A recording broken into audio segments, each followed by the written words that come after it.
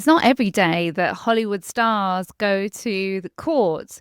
Well, on Monday, that's exactly what's happening. There's a number of different legal strategies and there's conflicting narratives. There's a gag order request aimed at Baldoni and his team, and Blake Lively. She reportedly does not want to be deposed by Baldoni's attorney. Late last night as well, Baldoni's team filed an amended complaint in court, this time with a timeline full of evidence, including text messages between Baldoni and Ryan Reynolds. And I think it's going to take some time to get through all of that, but there's going to be so much information in that will be really telling and will really help us understand what's actually happening. Let's break down what we can look for when we're going through all of this evidence. And what this evidence so far, from the little I know about this evidence, what is it's showing us? Baldoni's team claims this new evidence shows false accusations orchestrated by Lively and her representatives to damage his reputation. Text messages between Baldoni and Ryan Reynolds paints that there was an initial picture of friendship and mutual respect between the two. One message from Baldoni to Ryan Reynolds was filled with admiration and respect, saying, "Your support of her doing this movie meant the world to me." That's showing a lot of respect. Ryan Reynolds replied with warmth and gratitude, emphasizing how much he valued Baldoni as a collaborator and friend. But somewhere along this timeline, things have soured.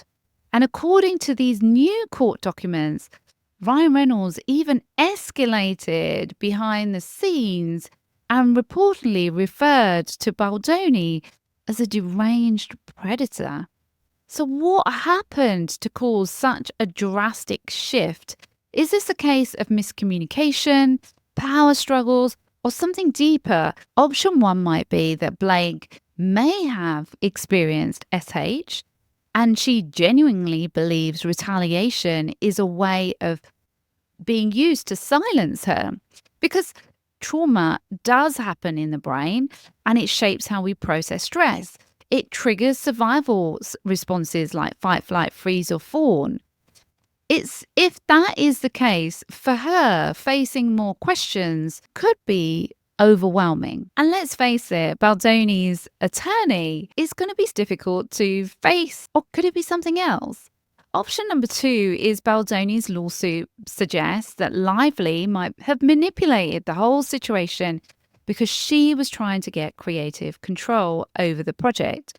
And texts from producers in the new complaint imply that tensions arose when certain crew members were fired, allegedly under Blake's influence. Now, this is key because when someone wants power and control over something, they do try and get their own people. A lot of CEOs, when they go into a new organization, they bring their own people so that they have more power and control and more influence in the organization. So could it have been that she was taking over control? Or could it have been that she perceives attacks because of something else? Now, I've noticed someone comment in one of the videos saying that Blake Lively may have neurodiversity. So we have to consider maybe there is a possibility that she could have rejection sensitivity dysphoria. With neurodiversity, sometimes you can experience criticism as deeply painful, even when it's constructive. Or is there a completely different explanation to this? Is it if narcissism were at play, for example?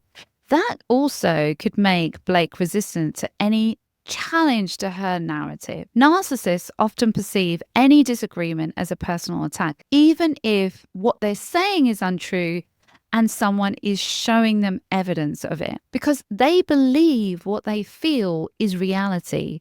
So they feel attacked even if, and see themselves as victims, even if they're the ones orchestrating the pain on someone else. It prompts extreme defensiveness because they try and attempt to control the situation. Again, this is all speculation, but with the new evidence emerging, the truth might be more complex. There might be more layers than what it seems. And we have to see what could be at play here. Regardless of what side you're on, it is really painful for people to watch, to see reputations and lives at stake. This situation can trigger such deep feelings of injustice, where we may have experienced the feelings of helplessness and hopelessness, where someone's tried to have power and control or tried to silence us. Most of us genuinely don't want to have power over other people, and nor do we want to be controlled by anyone else either. So what's the solution? We have to stand in our own power. And I think this is what it's showing. We want to know our worth, and we don't want to allow anyone else define our own value, tell us what we should or shouldn't do. The other thing that we have to be careful of is we don't want to get into a space where we're ruminating. Unfortunately, when we're obsessing over somebody else's wrongs and we're reading things over and over again or seeing things over and over again, it can lead to depression. It can drain your energy when you're focusing on the injustice. So I want to leave you with something a little bit more positive so that you can step more into your power and reflect on this whole situation where you feel empowered. If we look at throughout history, change has happened when people have stood in their own power and have known that they are of value. Dr. David R. Hawkins, in his book, Power versus Force, explains what true power is. What is power and what is force? And he states that power is more powerful than force. And what he says is power is love, not fear. And force is when we're trying to force someone or force our narrative, which comes from a space of fear. Fear can only control us to go so far for so long. But love, honestly, when you love someone, what wouldn't you do for them? You would literally lay your life down for someone that you love. And it is so strong.